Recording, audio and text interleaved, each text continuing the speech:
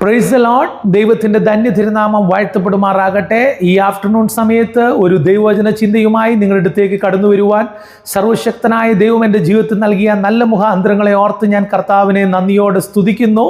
ചിന്ത ഇതാണ്, 1 കൊരിന്ത്യർ 11 അധ്യായം അതിൻ്റെ 23. ഞാൻ കർത്താവിൽ നിന്ന് പ്രാപിക്കുകയും നിങ്ങൾ കേൾപ്പിക്കുകയും ചെയ്തത് എന്തെന്നാൽ, ധന്യനായ പൗലോസ്ലീഗയുടെ വാക്കുകളാണത്.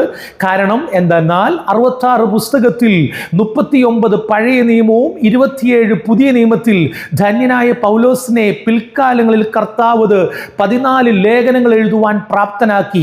എങ്കിലും പൗലോസ് 14 ലേഖനങ്ങൾ എഴുതുമ്പോഴും താൻ പറയുന്നില്ല തൻ്റെതായ കഴിവുകൊണ്ടോ തന്നിൽ നിന്നുള്ള കുടുംബ പാരമ്പര്യം കൊണ്ടോ ഒന്നുമല്ല അത് ചെയ്യുന്നത്, താൻ കർത്താവിൽ നിന്ന് പ്രാപിച്ചതാണ്. അങ്ങനെയെങ്കിൽ എന്നെ കേൾക്കുന്ന എൻ്റെ മാന്യ ശ്രോതാക്കളെ, ദൈവദാസന്മാരെ, ഞാൻ നിങ്ങളോട് പറയുവാൻ ആഗ്രഹിക്കുന്നത്, ഈ കാലഘട്ടങ്ങളിൽ നിങ്ങളുടെ കർത്താവുമായിട്ട് ഒരു ബന്ധം സ്ഥാപിച്ച് നിങ്ങളുടെ പ്രാർത്ഥനാ മുറിയിൽ കയറിയിരുന്ന് നിങ്ങൾ കതകടച്ച് പ്രാർത്ഥിച്ചാൽ ചിലത് നിങ്ങൾ കർത്താവിൽ നിന്ന് പ്രാപിക്കുന്നതായി തീരും. അതെന്നേക്കും സ്ഥിരമുള്ളതായി തീരും. അതൊരിക്കലും നശിച്ചു പോകത്തില്ല. അത് മറ്റുള്ളവർക്ക് അനുഗ്രഹമായി തീരും. ഈ വചനങ്ങളാൽ ദൈവം നിങ്ങളെ സഹായിക്കട്ടെ. God bless you.